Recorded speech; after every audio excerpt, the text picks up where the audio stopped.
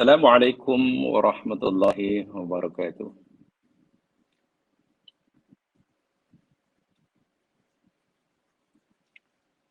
Innal hamdalillah nahmaduhu wa nasta'inuhu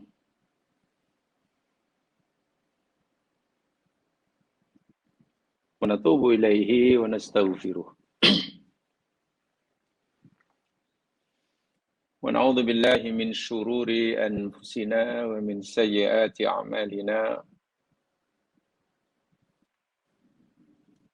May yahdihillahu fala mudilla lahu wa may yudlil fala hadiyalah.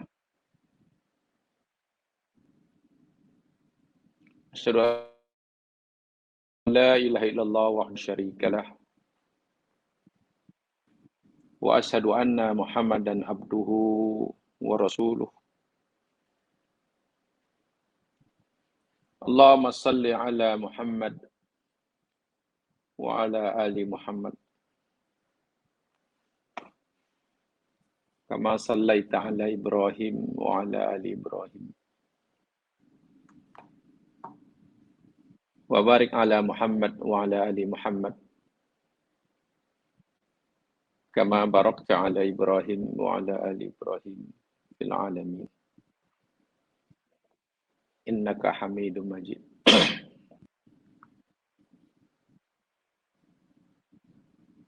Allahumma bika asbahna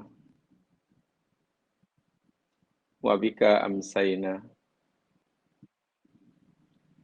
wa bika nahya wa bika namut wa ilaikan nusyur. Bismillahilladzi la yadurru ma'asmihi syai'un fil ardi wa la fis sama' wa huwas samiul alim. Bismillahilladzi la yadurru ma'asmihi syai'un fil ardi wa la fis sama' wa huwas samiul alim. Bismillahilladzi la yadurru ma'asmihi syai'un fil ardi wa la fis sama' wa huwas samiul alim. Subhanallah wa bihamdih adada khalqih wa ridha nafsih wa zinata arsyih wa midada kalimatih. Rabbi shrah li sadri wa yassir li amri wahlul 'uqdatam min lisani yafqahu qawli.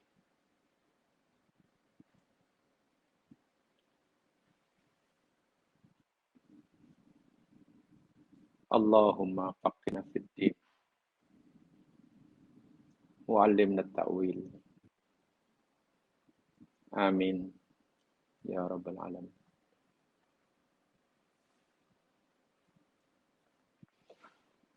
Para pendengar yang dirahmati sekalian,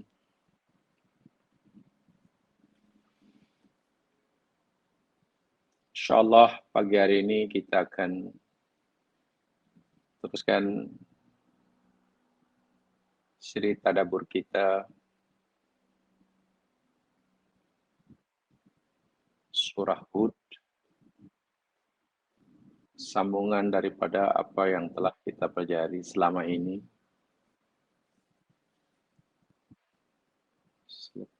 Pas agak lama kita berehat,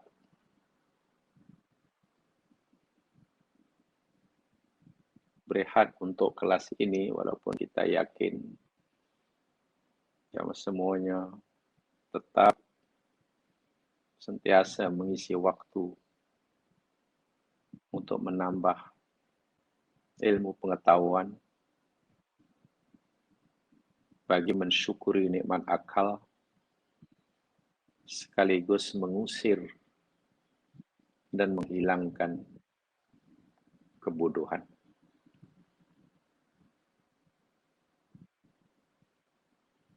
Seyogianya kita adalah sentiasa bersyukur karena dipilih dan dikehendaki oleh Allah untuk sentiasa dapat memanfaatkan kesempatan dan peluang bagi menambahkan bekalan untuk kita bawa berpulang kembali menemuinya kelak apabila telah tiba masa yang dia telah tetapkan.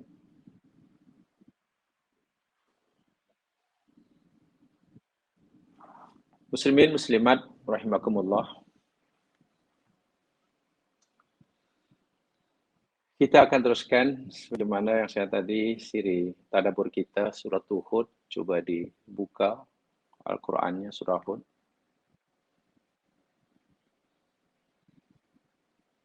Dan ayat terakhir yang kita pelajari dahulu, jika tidak silap, tolong diingatkan saya kalau silap, yakni ayat yang ke-18. Betulkah?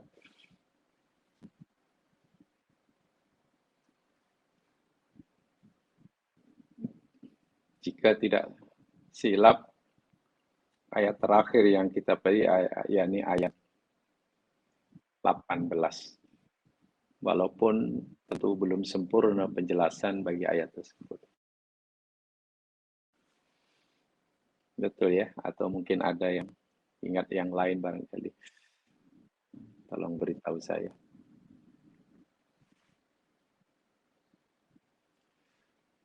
Ada beberapa kesimpulan penting daripada ayat 18 ini. Karena ayat 18 ini nanti ada sambungannya, yakni ayat 19 dan seterusnya. Di mana dalam 3 ayat ini, terima kasih aku beritahu,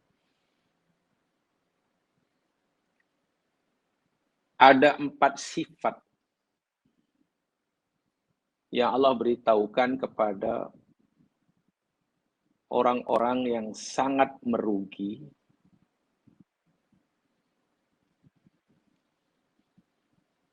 merugikan diri sendiri dan mungkin merugikan orang lain. Nasibnya di dunia dan akhirat sentiasa merugi dan tidak mampu untuk membebaskan, melepaskan dirinya daripada kerugian tersebut. Bahkan siksaan yang Allah telah sediakan buat mereka. Ada 4 sifat. Di dalam ayat 18, kamu tuh yakni dia berdusta kepada Allah. Atau berdusta atas nama Allah. Itu ayat 18. Bahkan Allah menyatakan berbohong. Berdusta atas nama Allah itu adalah sebesar-besar kezaliman.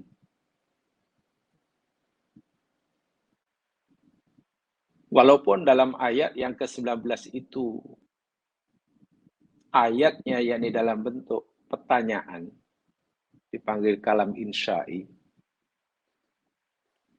tapi ianya bukan yang bertanya, bukan nak tahu jawaban, sebaliknya yang bertanya, yakni Allah nak memberitahu kita sesuatu.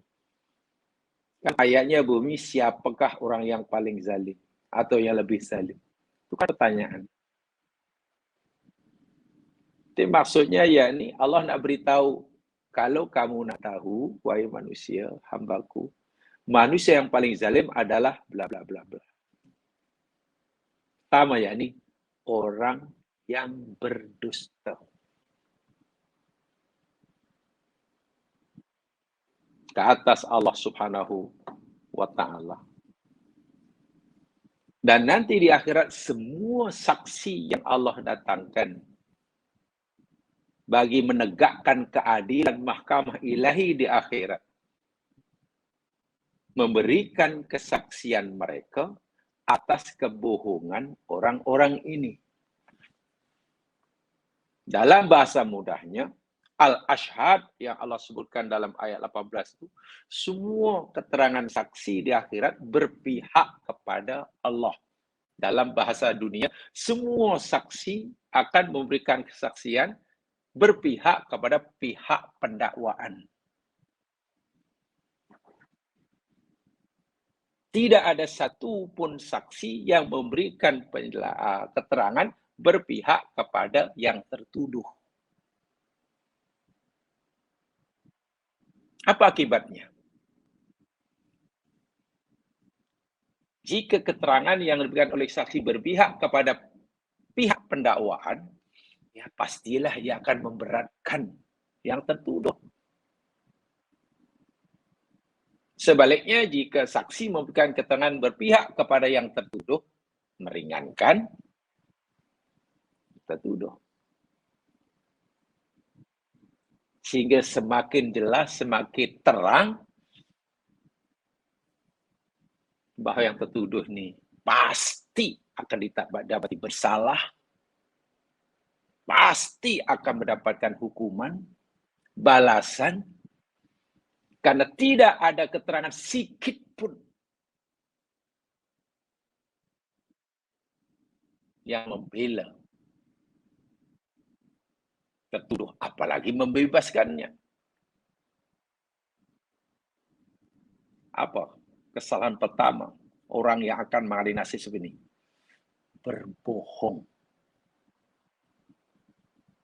Kadzabu ala rabbihim. Itu yang pertama. Dan itu adalah kezaliman yang terbesar. Mungkin dalam penjelasan kita pada siri terakhir, sempat kita pelajari contoh-contoh al-kadzib alallah. Berdusta atas nama Allah yang dikatakan sebagai akbaru anwa'idz zulmi. Jenis kezaliman terberat dan terbesar. Pertama, ibadah ghairillah. Menyembah, mengabdikan diri pada selain Allah. Itu pembohongan yang paling besar. Ya, syirik lah. Bahasa mudahnya. Quran kata, inna syirka la dzulmun adzim. Itu kebohongan kepada Allah yang terbesar. Karena orang syirik kan orang yang meyakini adanya sesuatu selain Allah. Yang ada hak untuk disembah. Yang punya hak uluhiyah, mungkin punya sifat rububiyah. Sedangkan la ilaha illallah, maknanya orang syirik, orang telah merampas apa yang telah menjadi hak Allah, semata-mata dirampas lalu diberikan kepada selain Allah. Sedangkan selain Allah itu semuanya makhluk. Itu kezaliman terbesar, itu pembohongan terbesar. At-tadzik bil Qur'anil Azim, contohnya. Warisalatin Nabi. Berdusta atau kata ada Al-Quran. Dusta, mendustakan Nabi SAW. Itu ada dalam surah Al-An'am disebutkan, Al-An'am ayat 20, 21. Mendustakan ayat-ayat Allah. Sama ada tidak meyakini ayat Allah. Bila orang meyakini itu mendustakan ayat itu maknanya menuduh Quran itu bohong. Itulah. Mendustakan Al-Quran maknanya ia menuduh, meyakini bahwa apa yang Quran kata itu bohong. Mendustakan Nabi maknanya ia meyakini apa yang Nabi katakan itu adalah dusta. Sehingga Nabi bukan utusan Allah, tapi hanya pembohong. Berat tak berat? Jadi bukan sekarang, orang itu tidak percaya Rasulullah. Itu bahasa sederhana. Bahasa yang jelas. Ya orang kata, saya tak percaya pada Quran itu. Ayo. Dia tidak iman. Bahasa yang keras apa? Ia menuduh Quran bohong. Ia menuduh Nabi sebagai pendusta. Itu hubungan yang berat sekali. Termasuk berdusta atas nama Allah. Apa contohnya? Tahrifu kalamillah. Mengubah firman Allah. Al-Quran yang 100% benar datang daripada Allah, diubah suai. Sama ada di pokok tambah, dikurangi, untuk disesuaikan dengan kemauan dan kehendaknya. Ali Imran 78, jamaah boleh rujuk sana ayat dalilnya. Ali Imran 78. Sehingga firman Allah sudah tidak lagi asli daripada arash, tapi sudah bercampur aduk dengan ucapan mereka.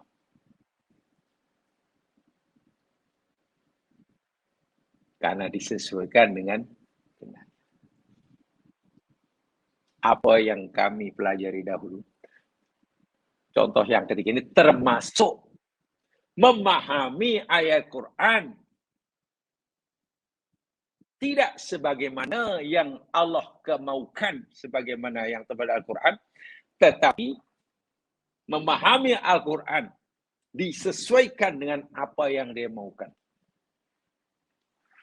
Bahasa kami dahulu yakni, dia tidak berusaha untuk menyesuaikan kefahamannya, pemikirannya dengan apa yang Quran katakan, tetapi ia memaksa Al-Quran sesuai dengan keinginannya. Oh, itu Al-Kadhib Allah yang sangat besar. Ya, mungkin ada kepentingan-kepentingan sementara, kepentingan dunia, kepentingan harta benda, kepentingan kekuasaan, macam-macam. Sehingga Al-Quran diselewengkan untuk kepentingan diri sendiri. Luar biasa itu dosanya. Termasuk berdusta ke atas nama Allah, apa dia? Al-Fatwa. Wal-hukmu bi ghairi ilmin. Berfatwa, memberikan pendapat, memberikan keputusan hukum yang berkaitan dengan agama bi ghairi ilmin, tanpa dasar ilmu. At-tahlil wa tahrim bi ghairi ilmin. Menghalalkan sesuatu atau mengharamkannya ikut hawa nafsu tanpa dasar. Benda itu haram. Pasal haram, saya tak suka. Yang itu halal. Pasal apa? Semua orang suka. Halal haram bukan ikut selera kita. Bila kita suka halal, bila kita suka haram.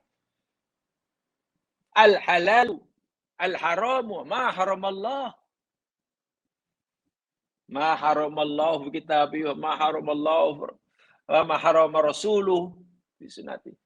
Benda yang haram itu apa yang Allah haramkan dalam kitabnya, apa yang Rasul haramkan dalam sabda. Sudah, kita suka ke tak suka, benda itu haram. Semua dunia kata halal, bila Quran kata haram, haram. Dunia kata haram, jika Quran dan hadis kata halal, ya halal. Tiba-tiba diubah, menghalal dan mengharamkan, ikut hawa nafsu. Itu termasuk kebuatan yang berdosa. Itu rujuk dalam surah An-Nahl ayat 116. Dan banyak lagi juga dalam surah Al-An'am. Lihat bagaimana orang-orang kafir Quraisy menghalalkan unta. Ikut suka hati mereka. Bila ada unta betina mereka sedang bunting, mereka sudah keluarkan fatwa hukum. Bukan petua, fatwa hukum. Nih, anak unta yang ada dalam perut. Ini kalau unta ini induknya, induk atau ibunya, ibu unta atau induk unta, atau mama unta. Yang bunting ini, bila nanti dia beranak, sudah diperanakkan, takkan sudah dilahirkan. Dan dia hidup. Anak unta tu hidup. Bila disembelih yang boleh makan hanya lelaki. Kaum perempuan tak boleh makan, haram. Halal bagi kami kaum lelaki. Tetapi jika anak unta itu diperanakkan dan mati, anak sudah mati, sudah jadi bangkai, bolehlah kita makan. Laki pun boleh, perempuan pun boleh. Itu mengharamkan sebenarnya diadakan oleh jahiliyah. Orang kafir jahiliyah, bangkai itu halal. Ditanya, kenapa bangkai halal? Yalah, kamu kata binatang yang kita sembelih pun halal. Walau kita yang menjadi asbab kematiannya. Binatang yang kita sembelih halal. Sedangkan kita jadi asbab kematiannya. Binatang yang mati, Tuhan sendiri yang mematikannya. Bukan oleh asbab tangan kita. Takkan jadi haram. Sepatutnya binatang yang mati, bukan karena kita sembelih, bukan dengan asbab yang datang kepada kita. Lebih mulia lah sebab Allah sendiri yang mematikannya. Tanpa melalui perantaran kita. Kenapa diharamkan? Dan berfikir jahiliyah.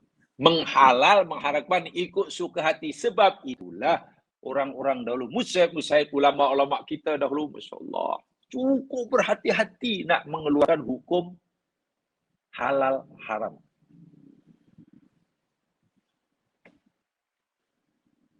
Ibnu Qayyim kan mengarang buku jamaah sekalian, Ilamul Waqi'in. Dalam buku itu, kalau dalam bahasa mudahnya lah, Ibnu Qayyim memberikan peringatan, boleh singkatan warning lah, khasnya kepada orang-orang yang suka. Waqi' itu maknanya kan daripada tauqi'. Tauqi' itu kan tanda tangan. Tanda tangan. Jadi Ibnu Qayyim memberikan peringatan pada mereka yang diberi otoriti untuk mengeluarkan pendapat fatwa yang nanti fatwanya akan menjadi ikutan orang ramai. Hendaklah berhati-hati. Sebab bila fatwanya salah, nanti orang ramai semuanya salah. Dosanya besar. Itu tidak mudah.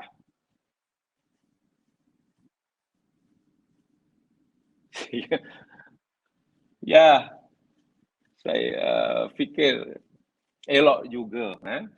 Sudah selayaknya, khasnya, khasnya lah mereka yang ingin memberikan satu-satu pendapat, ya berhati-hati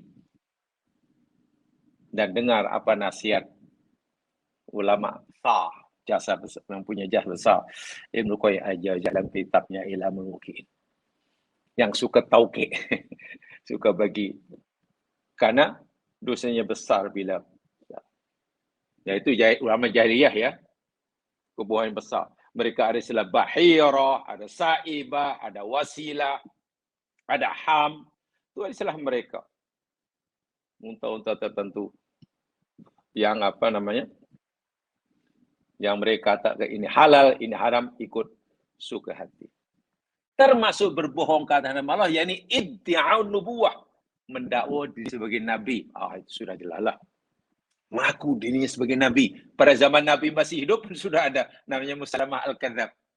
Jadi hari ini ada orang mendakwa dirinya nabi, ya pada zaman Nabi masih hidup pun ada orang yang tergamak berani mendakwa dirinya sebagai nabi. Dilantik oleh Allah. Bayangkan. Orang seperti ini sudah tidak ada yang dapat menyelamatkan kelak nasibnya di akhirat jika dia tidak sebab bertaubat. Nanti ada jawabannya di ayat berikutnya. Dan lain sebagainya, dan seterusnya, dan seterusnya. Itu sebagai contoh ya. Untuk lebih jelasnya jemaah sekalian, tolong baca buku Al-Kabair ya. Ya, Al-Kabair yang dikandung Imam Adzabi. Di sana ada 70 dosa-dosa besar yang disenaraikan oleh Al-Adzabi. Salah satu daripada 70 dosa-dosa besar itu yakni al-kadzib 'alallah. Berdusta atas Allah. Apa maksudnya? Tolong dipelajari itu, insya Allah nanti. Karena yang dosa, bukan dosa kecil, dosa besar. Ya, itu. Tolong baca dosa-dosa besar, atau al-kabair dalam bahasa Arabnya. Tapi di sana ada, saya lupa nombor berapa dosa itu. Al-kadhib Allah, berdusta atas nama Allah. Tolong itu di pelajari, dibaca. Ada dalam bahasa Melayu sudah ada, jadi tinggal baca ya lah. Saya pikir kurang mencukupi lah. Insya Allah ya, ilmu yang kita dapat kalau kita hanya menunggu ada kelas baru ada, ya insya Allah ada manfaatnya, tapi insya Allah masih kurang karena kita mungkin boleh baca sendiri. Ya suatu buku yang kita boleh baca sendirilah. Ya mungkin sejarah, kitab sirah kita boleh baca sendiri. Bacalah. Saya ingat tidak susah untuk memahami sirah, kan sejarah. Menyelesaikan dosa-dosa besar. Lainlah kalau ilmu itu perlu kupasan, uraian yang sedikit mendalam, perlu kepada. Itu satu. Berdusta atas nama Allah. Yang kedua, sifat kedua yang berat sekali, yang orang nanti akan merugi serugi-ruginya dan tidak dapat tertolong nasibnya, tidak mampu hendak melepaskan, membebaskan dirinya daripada balasan Allah. Apa yang kedua? Surah ayat yang ke-19. A'udzu billahi minasy syaithanir rajim. Alladzina yasudduna 'an sabilillahi wa yabghunaha 'iwaja wa hum bil akhirati hum kafirun.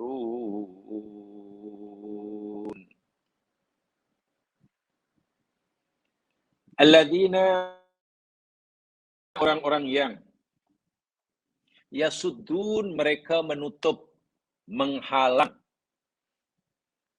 an sabilillah, dari jalan Allah,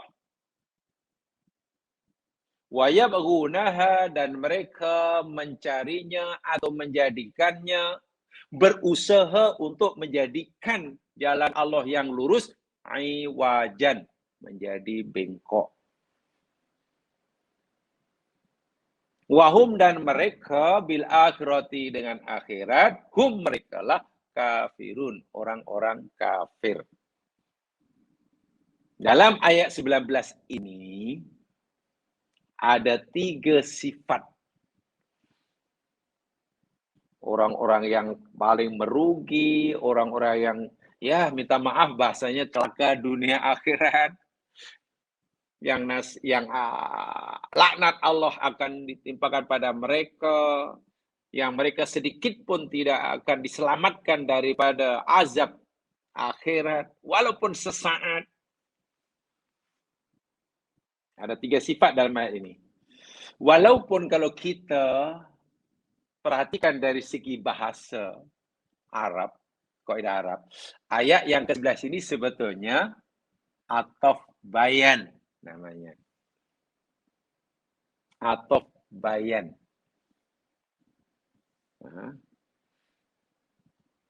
Sehingga ayat yang ke-19 ini dari ilmu tafsir mentafsirkan ayat yang ke-18. Jika dalam ayat 18 Allah kata orang-orang yang mendustakan Allah, yang berdusta ke atas Allah. Siapa orang berdusta pada Allah tu? Alladzina yasudduna an sabilillah wa yabghunaha iwaja wa hum bil akhirati. Itu di mana atau bayan. Penjelasannya, uraian dia. Atau bayan. Tetapi ada juga saya mufasir menyatakan ini merupakan rangkaian sifat-sifat bagi orang-orang yang celaka ini. Satu, orang berdusta sama Allah. Kedua, alladzina yasudduna an sabilillah. Nomor 2, orang-orang yang menghalang dari jalan Allah. Coba jemaah perhatikan. Yasuddun, sodda yasuddu, itu kalau dari segi bahasa lah, sodda yasuddu dari segi bahasa, apa ya? Sorful ghairi anisyai wa man'uhu anhu. Sorful ghair anisai. Memalingkan orang lain atau sesuatu yang lain daripada sesuatu. Kalau saya katakanlah, tapi ini sekarang ya contoh saya ya yang paling senang. Ada orang katakanlah, ada orang ini berjalan nak pergi masjid. Berjalan dia pergi nak pergi masjid. Kemudian saya palingkan orang ini. Saya belokkan orang ini. Daripada pergi masjid, kita belokkan, kita palingkan pergi ke pasar raya.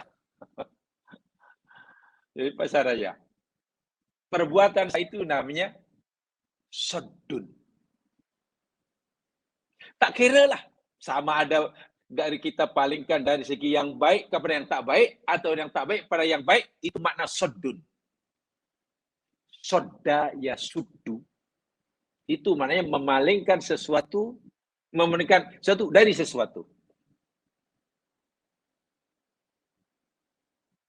Keinginan orang itu apa? Nak minum. Lalu kita palingkan. Kita halang sehingga tak jadi minum tapi menjadi yang lain. Orang itu memandang ke sana. Lalu saya palingkan, saya usahakan supaya dia tidak memandang ke sana tapi memandang ke situ. Perbuatan ini namanya sodda yasuddu. Sama ada dalam perkara yang baik maupun perkara yang tak baik. Nah, dalam ayat ini, sodda yasuddun an sabilillah. Jadi kerja orang ini memalingkan orang lain daripada kebaikan kepada keburukan. Satu. Yang kedua, kalau kita perhatikan fi'ilnya, sodda yasuddu. Yasuddu itu yakni fi'il muta'addi. Transitif. Kata pendekar Za'ba, pendekar pula. Pendeta Za'ba, pendekar pula. Kata perbuatan yang melampau. Transitif, muta'addid. Perlu maf'ul bih. Perlu objek. Macam makan, perlu ada yang dimakan. Memukul, perlu ada yang kena pukul. Melihat, memandang, perlu ada yang. Itu kan namanya muta'addi ya. Bukan lazim. Lazim contohnya tidur, hidup, mati, duduk. Itu. Tapi dalam ayat ini, ya sudun, walaupun dia fi'il muta'addi, tidak disebutkan maf'ul bihnya.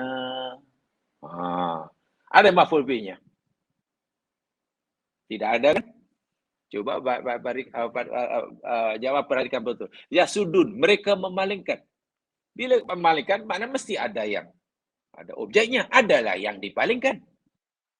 Siapa yang dipalingkan? Allah tak sebut. Maf'ul bihnya dimahdzufkan. Dalam kaidah bahasa Arab, khasnya dalam kaidah tafsir, dalam kaidah usul fiqh, hadful ma'mul yufidul umum. Membuang ma'mul, objek, itu memberi faedah umum. Jadi boleh jadi, boleh jadi, boleh tidak. Yang mereka palingkan itu boleh jadi orang lain. Ada orang lain nak buat baik dihalang. Ada orang lain nak berhijrah ke jalan betul dihalang. Ada orang lain ingin bertaubat dihalang-halangi. Ada orang ingin belajar atau mungkin yang dihalang itu diri sendiri. ada keinginan dalam hati kecilnya, suara dhamirnya memanggil-manggil, mengajaknya untuk berbuat baik. Dalam hati, awak ini mau berapa lama lagi lah kamu ni tak henti-henti buat benda yang tak elok ini. Umur makin meningkat, tengok kawan-kawan semua sudah cuba berubah. Meninggalkan perkara tak buruk, jadi buruk. Hati itu kuat sekali. Bersuara, mengajak, menyuruh untuk buat baik. Meninggalkan perkara yang tidak baik. Tapi setiap kali hati mengajak, memanggil untuk buat baik, dicegah. Cepat-cepat dihalang, cepat. Boleh jadi diri sendiri yang jadi bangsanya. Wah, ini paling wa'iyadzubillah tuh. Wa'iyadzubillah. Jadi kalau diri sendiri ada keinginan, kalau hati jadi ingin mengikuti jalan Allah pun dia sekat.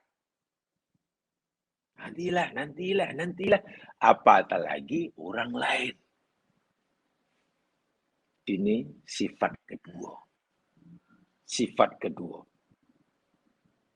Jadi tak senang, tak seronok tengok orang lain buat baik. Tak seronok tengok orang lain berubah jadi baik.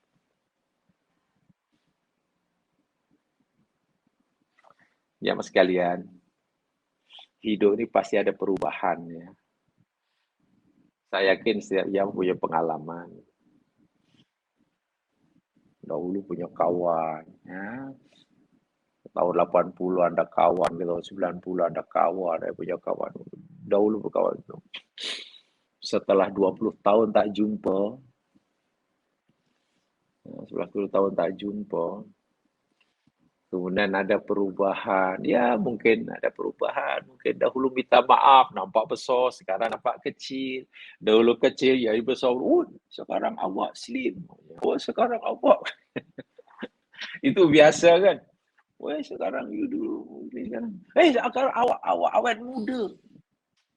Walaupun dah berlalu 20 tahun, awak muda. Tak berubah langsung. Kemudian awak makin cerah. Itu biasa lah. Dan bahkan kalau katakanlah, sekarang awak lagi nampak lebih muda daripada 20 tahun yang lalu. Nampak bisa. Lagilah seronok. Kawannya tadi pasti akan lebih seronok untuk berkawan. Seronok awak betul kawan. Tapi coba kalau katalah kawan yang 20 tahun tak jumpa, 30 tahun tak jumpa. Dulu sama-sama hohe-hohe. Kawan hohe-hohe. Ya hura-hura lah, suka-suka lah, malam lah. Zaman agogo. Ini kawan beragogo, berupa setelah 20 tahun, 25 tahun, 30 tahun tak jumpa, kita belum berubah. Kita masih ikut zaman 30 tahun dahulu. Itu juga perangai kita. Sementara kawan kita sudah berubah. Allah, penampilan berubah. Penampilan, Masya Allah. Dah macam orang Arab lah. Penampilan dah macam orang Arab. Yang lagi pun lain lah. Lain juga macam tak percaya awak berubah. Siang malam lah.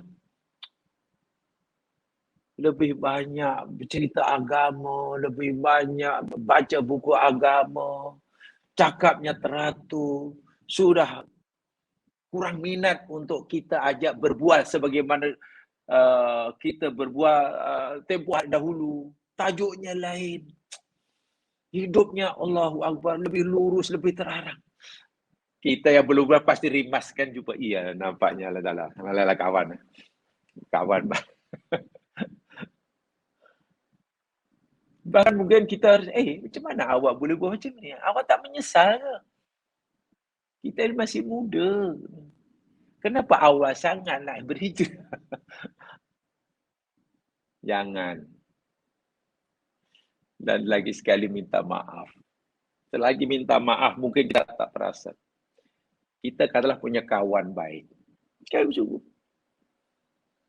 Lalu kawan tu katalah mungkin disakiti oleh orang lain. Kawan kita tu dermawan, suka menolong orang. Walaupun yang ditolong tak pernah terima kasih. Dia suka memaafkan orang. Walaupun yang dimaafkan itu sering kali menyakitinya. Kita sebagai kawan itu kadang-kadang tak puas hati tengok sikap kawan yang baik. Kawan nak bersedekah, kawan kita ada, apa you dermawan sangat? You tahu tak, kamu bagi dia tolong banyak tu, dia tak terima kasih pun. Kalau I jadi you lah. Kalau I jadi you, I tak nak maafkan dia. Kawan tak apalah, I maafkan aja. Kamu ni macam mana lah? Orang macam itu awak nak maafkan? Orang macam itu awak nak tolong juga? Tengok. Memaafkan itu kan sifat mulia. Tolong orang itu kan mengikuti jalan Allah. Kenapa kita halang dia? Kalau kita tak mampu memaafkan kesalahan orang, macam kawan kita yang mampu, kenapa kita menghalangnya? Kalau kita belum mampu bersedekah macam kawan kita yang menjadi dermawan, kenapa kita halang dia jadi dermawan? Jangan bagi banyak-banyak. Jangan bagi. Kenapa kita suruh dia bakhil? Apa kita tak fikir itu termasuk ayat ini? Yasudduna an sabilillah. Apa kita fikir itu tidak bersalah? Apa kita fikir perbuatan itu tidak berdosa? Saya masih ingat dahulu pensarah tafsir saya menjelaskannya seperti itu, jadi saya sampaikan sekarang seperti itu. Jadi jangan fikir alladzina yasudduna sabilillah ini mungkin maksudnya orang kafir menghalang, ada orang ingin masuk Islam dihalang, betul. Ya. Ada orang ingin mengikuti syariat Islam lalu disusah-susahkan, betul. Itu terlalu besar-besar. Coba tiga yang paling kecil. Jangan-jangan kita pernah melanggar ayat ini. Kawan ingin belajar, kita dah masuklah dan hari inilah. Kawan ingin jadi dermawan, sudahlah, jangan bagi banyak-banyak. Lagi pula orang tu buat terima kasih sangat. Kenapa lah awak ni dermawan sangat?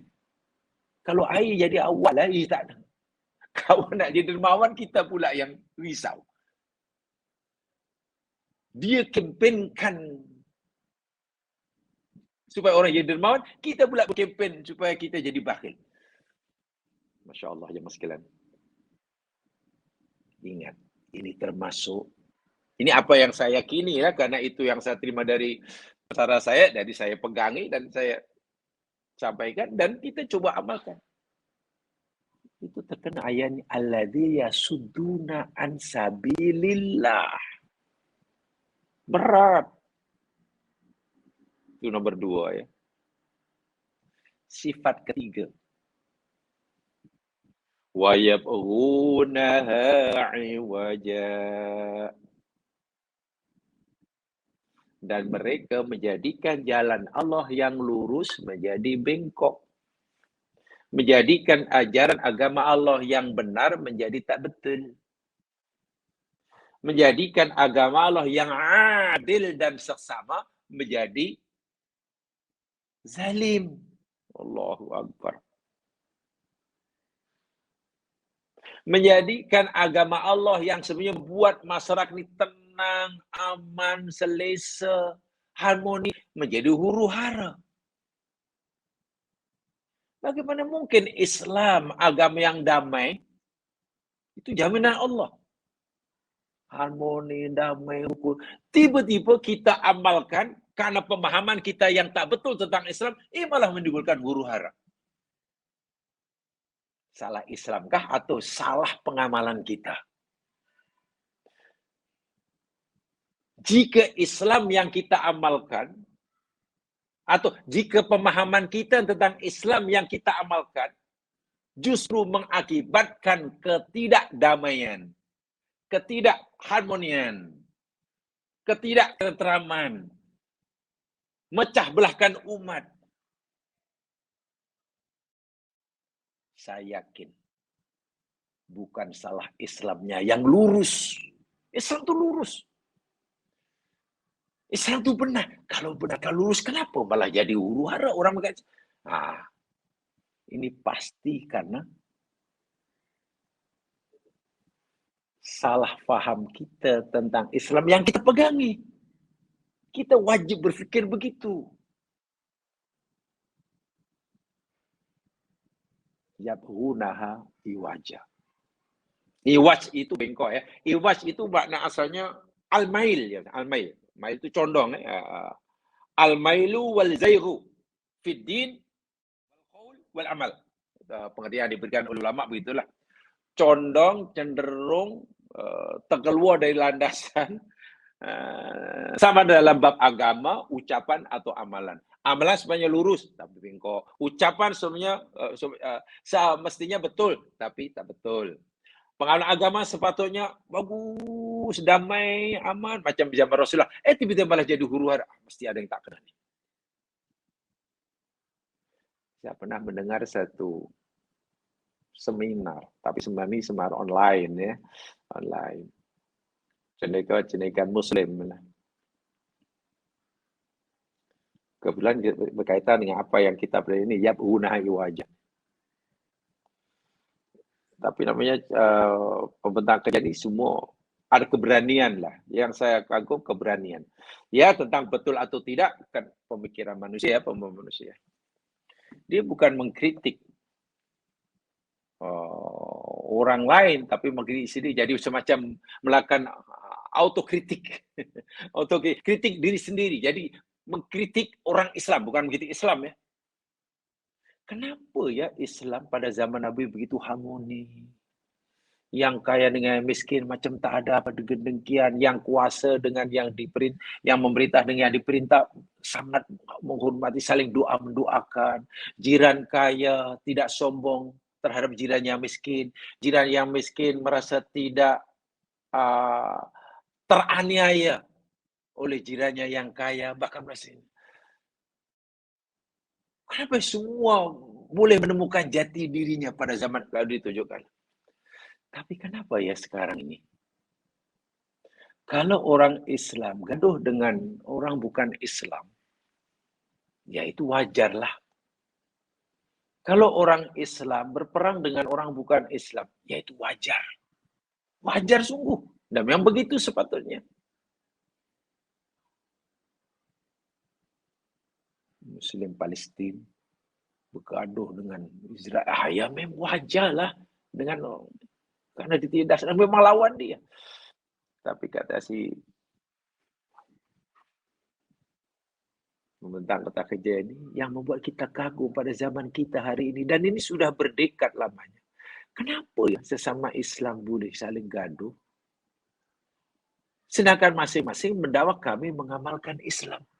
Coba, masing-masing mendakwa kami berpadukan Quran, berpadukan hadis. Kenapa ya gaduh? Kenapa yang berjiran dengan B merasa tidak selamat? Kenapa yang Allahu Akbar, Allah bagi rezekinya tidak sebanyak yang beri kepada B, ketika dua berjiran dengki kepada B yang kaya, dan karena B pula merasa tidak selamat karena berjiran dengan si miskin. Kenapa yang diberi kuasa tidak harmoni dengan yang dikuasai? Sama-sama Muslim. Salah ajaran Islamnya kah? Atau salah pemahaman dan pengamalan mereka tentang Islam? Jangan-jangan ini termasuk apa yang Allah sebutkan wayabghuna iwaja.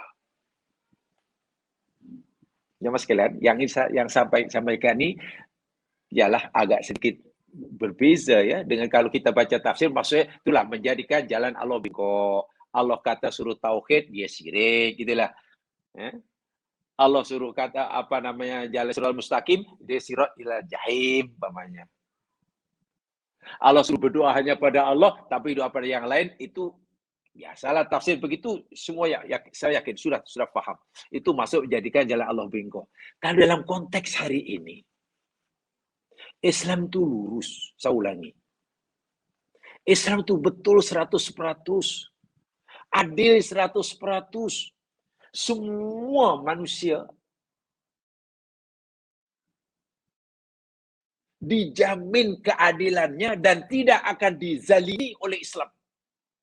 Walaupun mungkin mereka tidak memeluk agama Islam. Orang yang tidak menerima Islam sebagai agama pun Islam tidak akan menzalimi mereka hanya karena mereka tidak mau menerimanya. Lainlah kalau mereka memerangi. Itu keyakinan kita.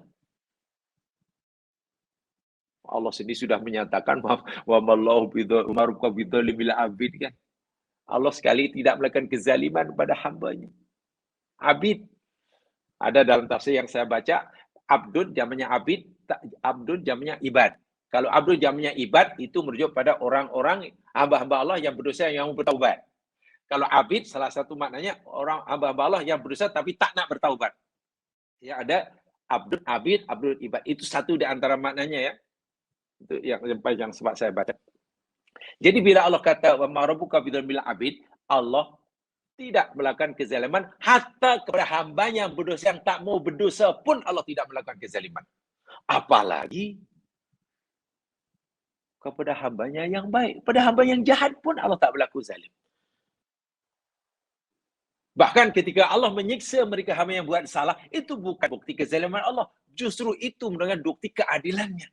Sekarang, kalau Islam itu sudah seperti itulah keadilannya. Karena datang Maha Adil. Kenapa ya berlaku ketidakadilan, berlaku ketidaktentraman, ketidakharmonian, dan lebih malang sekali, kenapa justru berlaku dalam masyarakat Islam, katalah, dalam dunia Islam. Kata si Bentar Kerja, saya tertarik karena ada keberaniannya coba, coba memahami ayat dalam yang lebih luas begitulah. Waya unai wajah ini. Jangan-jangan ini termasuk ayat ini ditujukan kepada orang Islam juga. Menjadikan jalan Allah yang lurus menjadi bengkok. Agama Islam yang harmoni malah menjadi huru-hara.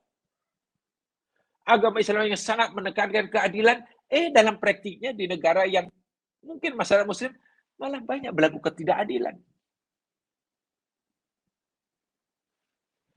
Saya yakin Jamal lebih tahu daripada saya. Karena mungkin membacanya lebih teratur dan lebih teliti. Dulu kan pernah ada satu kajian, tahun bila tu? Sarjana Barat buat kajian negara-negara di dunia yang dianggap berjaya menjadi bangsa yang makmur. Ya kalau dalam bahasa kita lah, kalau gunakan istilah kita, yang lebih banyak mengamalkan nilai Islam walaupun tidak beragama Islam. Gitulah. Jadi negara-negara yang negara itu rakyatnya banyak mengamalkan ajaran Islam walaupun tidak beragama Islam. Mungkin mereka tidak tahu. Kan termasuk yang paling tinggi di Swiss, negeri jiran kita Singapura. Termasuk tuh. Masuk negara yang katanya, ya kalau minta maaf kalau dalam bahasa yang mungkin agak tak tahu lah itu betul ke tidak, lebih Islamik dia kata. Walaupun bukan Muslim. Karena rasuah kurang, penganiayaan kurang, ketidakadilan kurang, jenayah kurang, bukan, tak ada sama sekali. Yang peliknya, negara yang dianggap mengamalkan lebih banyak nilai-nilai Islam, justru tidak ada negara-negara yang tergabung dalam OIC masuk di dalamnya.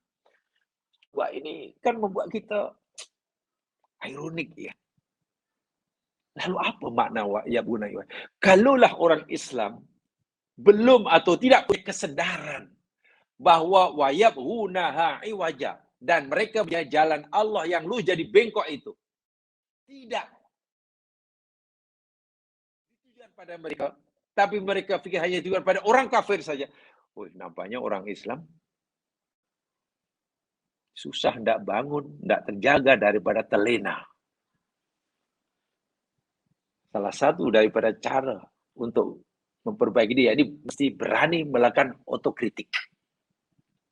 Otokritik. Kritik diri sendiri. Kalau kritik orang lain itu biasa ya mas sekalian. Tak perlu belajar. Kata orang tak perlu belajar tinggi-tinggi. Nak kritik orang lain, itu biasa. Tapi coba kritik diri sendiri.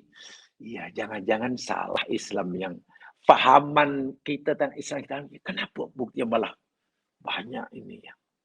Sedih. Bahkan sampai membunuh itu. Wah. Iwas. Itu dosa ya mas sekalian. Ya. Condong. Kullu ma kharaja an tariqil huda ila tariqid dolal fa huwa iwaj. Di antara mufasir memberi maksud begitu. Iwaj, bengkok, yakni kullu ma kharaja an tariqil huda ila tariqid dolal. Segala sesuatu, amalan ke, perbuatan ke, ucapan ke, ideologi ke, pemahaman ke, yang keluar daripada jalan petunjuk ke jalan kesesatan. Itu bengkok. Mudah kan pemahaman iwat? Apa yang keluar? Ucapan ke, tindakan ke, perangai ke, ideologi ke, gagasan ke, wawasan ke. Yang keluar daripada kebenaran kepada yang batil. Daripada yang lurus pada yang bengkok. Daripada petunjuk pada indah. Itu iwat. Ya, kalau dalam akidah, daripada tauhid jadi syirik. Ya, iwat lah. Kalau syariah katalah, oh daripada ikut Nabi SAW kepada yang menyeleweng. Contohnya bid'ah, ya iwat lah. Itu pasti. Dan senang sekali. Tapi kalau kita mau jujur dan lebih ikhlas, ya iwat termasuklah. Allah suruh kita cakap jujur. Karena jujur itu benar. Jujur itu lurus. Jujur itu agama Allah yang suci. Tidak tiba-tiba kita bercakap bohong. Bukankah itu namanya iwaj?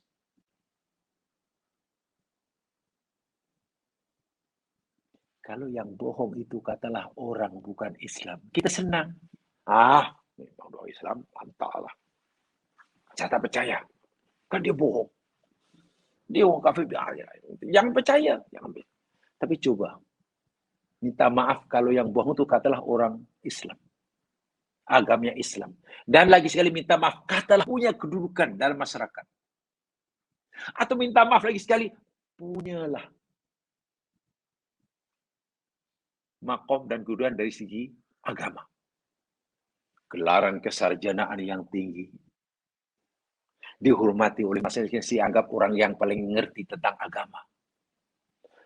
Paling faham tentang Quran, hadis. Tiba-tiba iwaj. Coba bagaimana? Tiba-tiba bengkok. Dan bengkok itu, Masya Allah. Dalam kaidah bahasa Arab, iwajan itu isim nakiroh kan, jemaah sekalian kan? Nakiroh kan? Dan salah satu daripada isim nakiroh, yakni yufidul umum. Nakiroh itu satu di antara faedah memberi makna umum. Jadi apa saja. Yang asalnya macam ini, jadi macam ini. Asalnya putih, Quran kata putih, jadi merah. Quran kata lurus, jadi bengkok. Coba katalah, yang bengkok itu katalah orang yang dianggap orang yang punya otoriti dalam agama. Pengaruhnya luar biasa. Susah orang awam tidak mendustakannya, tidak menafikannya. Karena si pelakunya orang dianggap orang yang tak mungkin bengkok. Coba.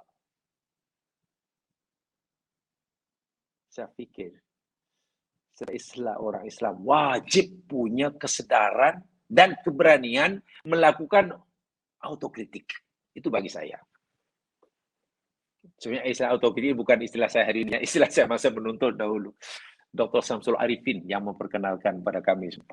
Autokritik itu ditekankan sekali.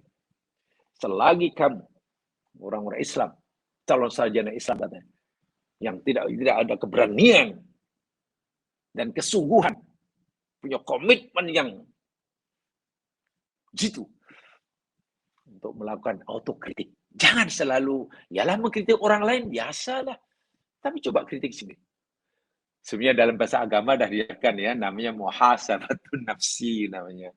Ya, kalau dalam bahasa agama senang lah autokritik lah, muhasabatun. Itu perlu. Itu perlu.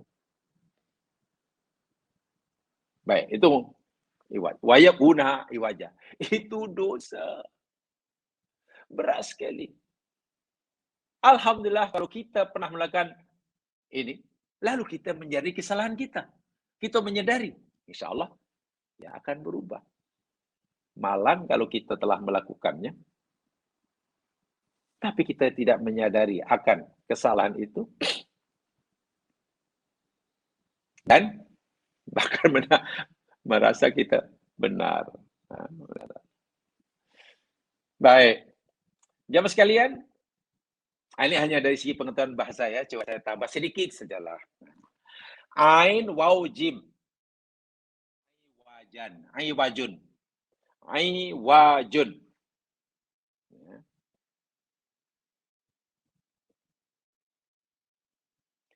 Kalaulah ainnya di baris bawah, contohnya ini, ai wajan, ain baris bawah. Itu maknanya bengkok, tapi di segi bersifat maknawiyah.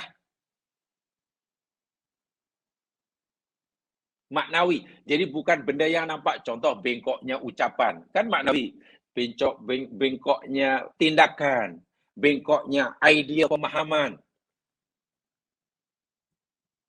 Jadi kalau bengkoknya sesuatu yang sifatnya maknawiyah, ghairu hisyah, itu aiwajun. Ini ain baris bawah. Oke. Okay? Tapi kalau ainnya di baris atas, awajun. Awajan. Ainnya baris atas ya. Itu bengkok juga.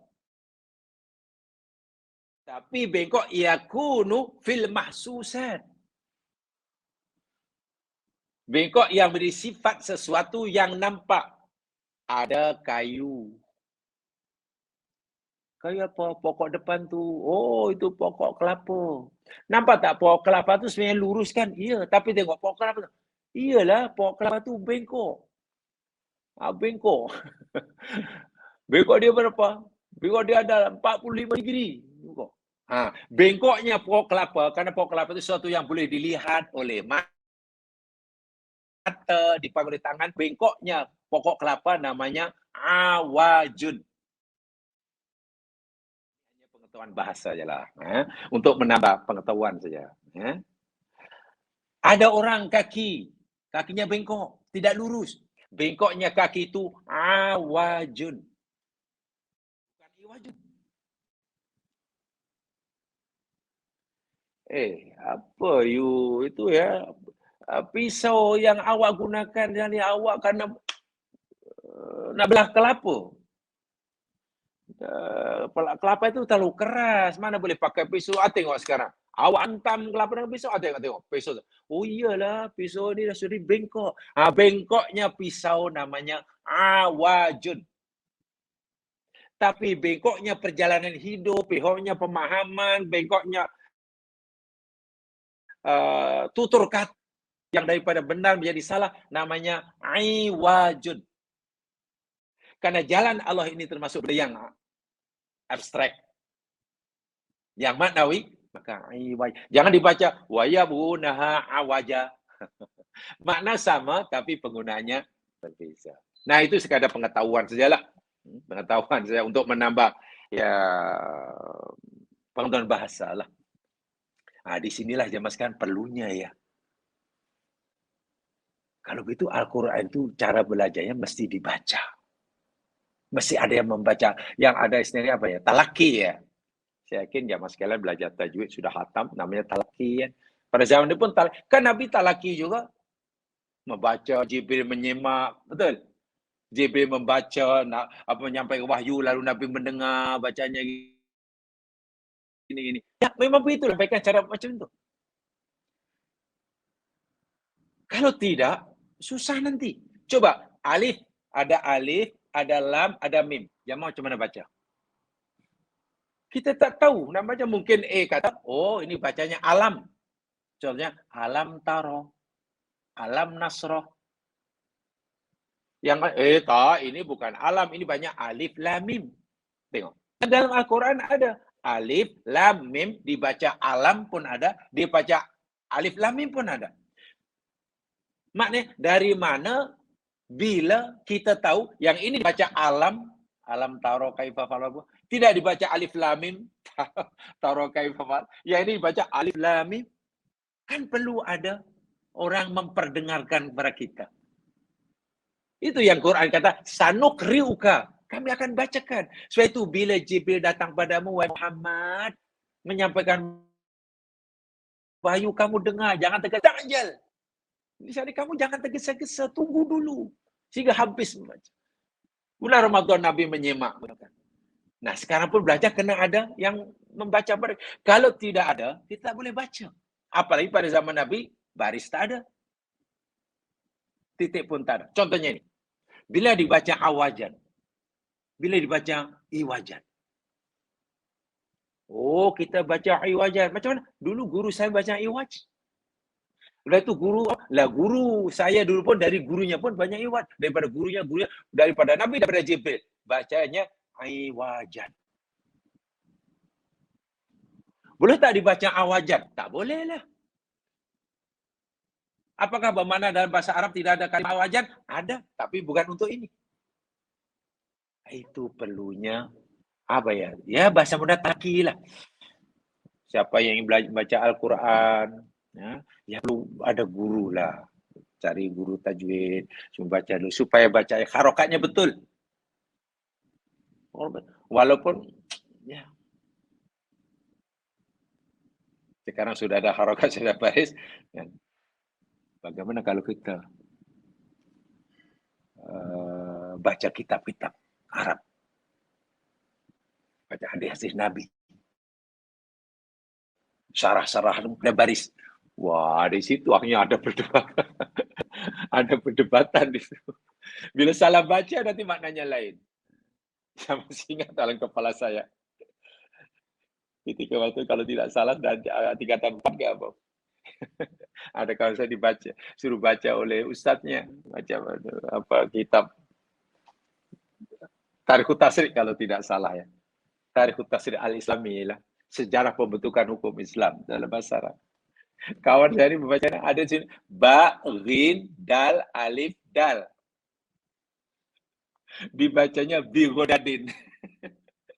Bigodadin katanya. Ba, rin, dal, bigodadin. Kita pun yang lain, apa makna bigodadin? Bi itu maknanya dengan. Godad itu apa? Godad. Itu godad apa? Godad? Jadi yang paham tu rasa apa namanya ya agak tersenyum lah. Yang tak faham bigoda tapi bingung apa maknanya. Wahai ba rindal alif dal dalam buku itu tak boleh baca banyak Baghdad nama kota, nama capital city Asimatul Iraq. Capital city of Iraq ini kan Baghdad. Baghdad tulisannya kan Baghin dan dibaca Bigodadin. Mana ada? Banyak dalam masa. Bahkan ketika universiti ada satu subjek ujian namanya Tadribul Kitab.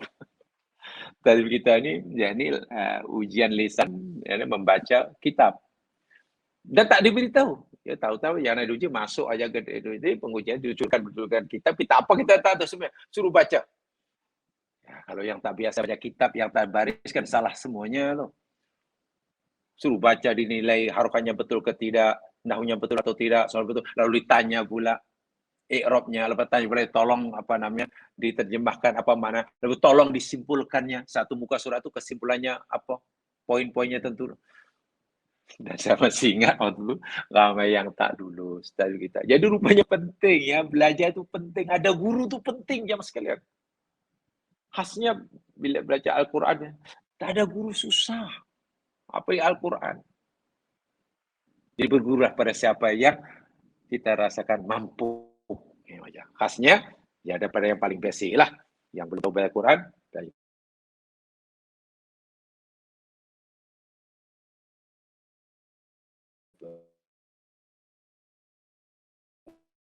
ya lah. Walaupun kedua-duanya ada dalam bahasa Arab, tapi penggunanya lain. Ya, tahu ya? Jadi kalau iwad, baik bawah, itu mana lawan istiqomah. Itu istiqomah. Antonim, istiqomah lurus, iwad, qayyim. Nah, banyak qayyim. Tapi kalau awaj, bengkok juga, tapi untuk benda-benda. Untuk benda yang fisikal lah, contoh tubuh badan yang bengkok, kaki yang bengkok, tiang bengkok, kayu bengkok, tongkat bengkok, dan sebagainya lah. Yang lain sebagainya. Maksudnya yab'unaha iwaja yuriduna din ma'ahwaihim. Mereka mau jalan Allah yang lurus, agama yang lurus ini, ya, apa yang dimaukan oleh Allah melalui firman-Nya, itu mesti sesuai dengan hawa nafsunya, dengan keinginannya. Ya kacau lah. Situ mana-mana ayat Quran, firman Allah, maksud kehendak Allah yang tidak sesuai dengan kehendaknya, mesti disesuaikan dengan kehendaknya. Itu memanglah itu makna yang asal yang ulama-ulama tafsir memahami seperti itulah. Ya pasti salah lah. Itu yang saya kata tadi. Dia tidak berusaha untuk menselarikan kemauan dan kehendaknya dengan apa yang Quran kehendaki, tapi ia ingin memaksa Al-Quran sesuai dengan kehendaknya. Wah, itu bahaya sungguh. Bahaya. Yabghunaha iwaja. Itu kabarnya pada sabilillah ya, jalan Allah. Jalan Allah. Macam mana jalan Allah itu muannas? Yabunaha. Ya, karena dalam ayat yang lain pun sabillah itu muannas. Contoh, banyak Allah berfirman dalam surah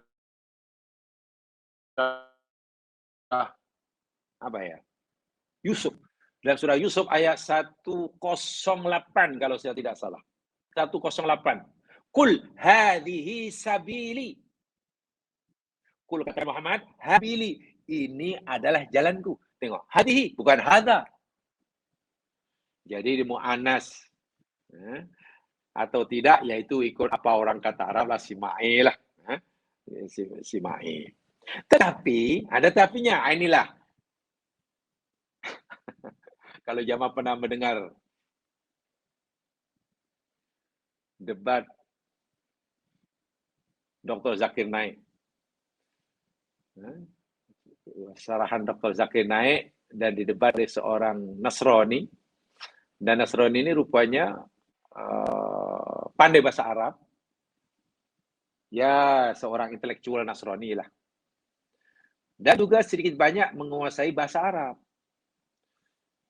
Lalu dan sedikit pengetahuan tentang bahasa Arab, dia mengkritik Al-Quran. Tidak mungkin Al-Quran ini firman Allah katanya. Pasti ini karangan manusia yang punya kelemahan. Sebab maklumatnya, khasnya dari segi, contoh dari segi bahasa Arab, bahasa Arab pun tidak konsisten katanya. Saya masih ingat satu di antaranya, jadi ayat ini, contohnya sabilillah. Kenapa kadang-kadang mu'anas, kadang mudzakkar? Mana yang betul? Sabilah itu semuanya mu'anas kah atau mudzakkar? Sebab Quran kadang-kadang menjadikan sabilullah itu mudzakkar, kadang sabilullah jalan Allah itu mu'anas. Contohnya ayat ini. Ayat ini mu'anas. Ya, gunaha. Itu mu'anas. Dalam surah Yusuf, hadihi sabili. Ini adalah jalanku. Mu'anas. Tapi coba jangan lihat tujuan ayatnya ya. Ini sebagai pengetahuan ya. Sebagai pengetahuan. Jadi, apa ya? Ini kalau istilah Dr. Musa'in Ramli ya. Saya masih ingat. Dulu saya punya Dr. Musa'in Ramli. Orang yang saya kagum karena beliau menguasai ilmu Arab. Kitab-kitab Arab. Tapi dia seorang yang menguasai ilmu modern. Ilmu sains menguasai. Beliau mengatakan, kamu belajar di sini nih, sebenarnya kamu belum dapat apa-apa. Katanya. Terkejut kita. Belajar mati-matian beberapa tahun. Dikata kami tak memberikan apa-apa. Kamu semua belum dapat apa-apa.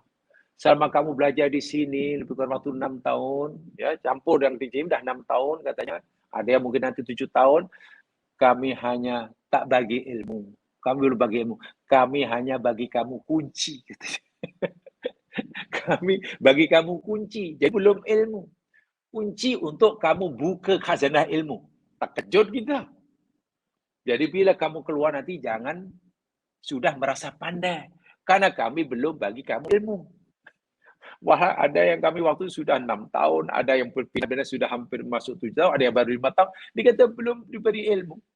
Wah, ramai daripada kami yang, kami sudah banyak belajar. Kata rektor, dia kata, kami belum bagi kamu ilmu. kami baru bagi kamu kunci. Yang dengan kunci itu kami berharap kamu dapat buka khazanah ilmu. Laci yang tutup kamu buka, ini kuncinya. Allahu Akbar. Contohnya inilah.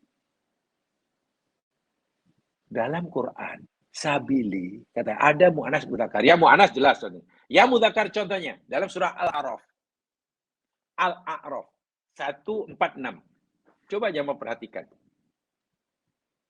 Tolong ini nanti digali lebih lanjut ya. Kani yalah kalau kita ingin sedikit terbuka. Orientalis sekarang ini sudah pandai baca Quran ya Mas Lan. Tujuannya bukan nak mencari kebenaran, nak mencari kesalahan Al-Quran. Satu di antaranya, ini yang jadi sasaran. Quran tidak konsisten dalam berbahasa. Apalagi maklumat. Tata bahasanya pun kacau katanya. Surah Al-A'raf ayat 146. A'udzu billahi minasy syaithanir rajim.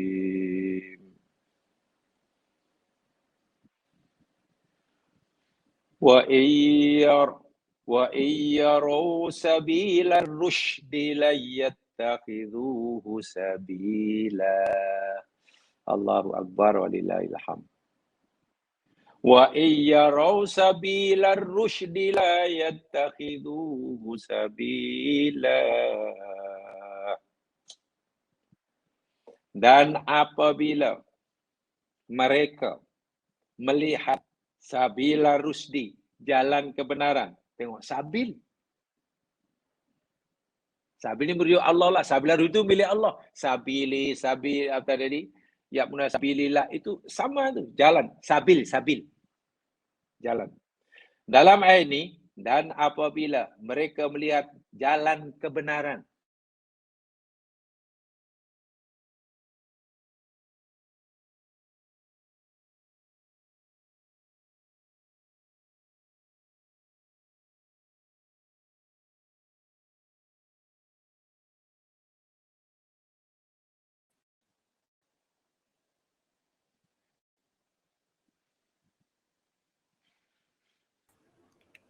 Assalamualaikum Ustaz.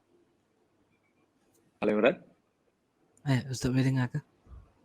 Oh, keluar lagi. Okay. Tak sampai 1,5 jam pun dah masalah. Tak apa Ustaz, insyaAllah Ustaz sambung. Kacau dia. Saya ulangi. Di dalam Ali Imran 146, yang masih minta maaf ada gangguan. Ya. Maklum lah, ini teknologi manusia. Ya. Wa iyyarusabili. Bila mereka melihat jalan lurus, la yattakhidhuhu. Mereka tidak menjadikannya. Itu mudzakkar. Itu kabarnya pada sabila rusdi. Jadi kata si pengkritik tadi, seorang orientalis Pak Sarjana Nasrani itu, jangankan isi maklumatnya, kaidah bahasa Arabnya pun Al-Quran ini kacau, tidak konsisten. Kalimah sabilun kata dalam Al-Quran.